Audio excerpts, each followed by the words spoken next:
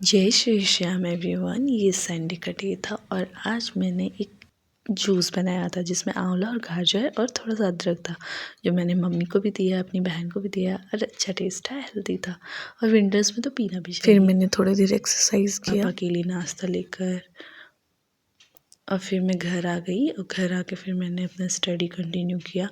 फिर पिछले कुछ दिन से ना मैं रेगुलर कॉलेज जा रही थी तो मैं स्टडी ही नहीं कर पा रही थी।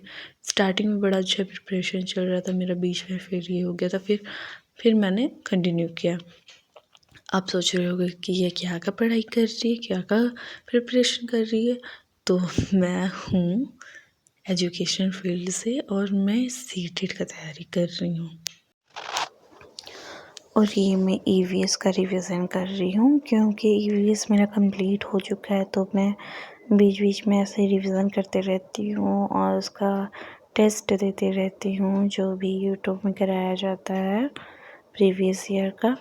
एंड देन मैं इसको कंप्लीट कर रही हूँ फटाफट सारा पढ़ के।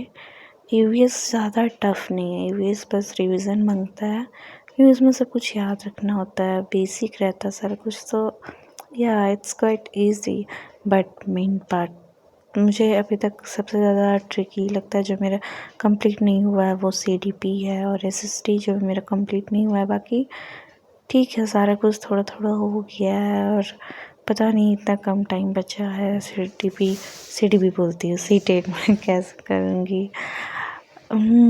कभी कभी ना बहुत डर भी लगता है, फिर नहीं, खुद में कॉन्फिडेंट फील होता है कि नहीं मैं कर लूँगी यार। मुझे को मन में जब चाह होती है ना तो राह खुद ना खुद बन ही जाती है। सो बी कॉन्फिडेंट ऑलवेज। एंड यहाँ मैं ऐसे ही अपनी तैयारी कंटिन्यू रख रही हूँ। आई होप आप लोग भी अपनी जो भी तैयारी कर रहे हो अच्छे से मोटिवेटेड एंड कॉन्फिडेंटली करो यार, हो जाता है। एंड देन सीडीपी कर लूँगी।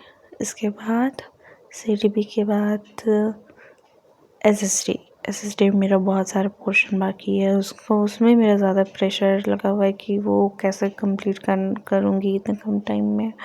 और एक तो इतने ही टाइम बाद सीटेट आया है, सारे बच्चे तो प्रिपरेशन में लगे गए होंगे, मैं भी लगी हुई हूँ और उम्मीद है सबका प्रिपरेशन अच्छा चल रहा होगा। बेस्ट ऑफ लक सबको, अच्छे से तैयारी करना। और अरे सबसे बड़ी बात तो ये कि सीटीपी में क्यों बोल रही हूँ बार बार, सीटेट का एग्ज़ाम का डेट तो दे दिया है 8 फरवरी, बट अभी तक फॉर्म नहीं निकाला। कब पता नहीं फॉर्म निकालेगा। एक तो सारे इतने टेंशन में, जॉब के टेंशन में। और बताओ, और ये एक न्यूज़ और, केवीएस और एनवीएस का फॉर्म भी निकल गया है गाइस। यस, तो ना तो मेरे पास सीटेट है, ना मेरी डिग्री कंप्लीट हुई है डीएलएड की, तो मैं तो भर नहीं पाऊँगी। आप लोगों में से कमेंट करके बताओ कौन कौन भर रहा है केवीएस और एनवीएस का form. Let me know, comment करके बताओ, ओके। एंड देन मैं इसी तरह अपनी स्टडीज़ कंटिन्यू करती हूँ। एक छोटा सा किस्सा है जो मेरे साथ मेरी यूनिवर्सिटी में हुआ था, याद है तो मैं बता देती हूँ।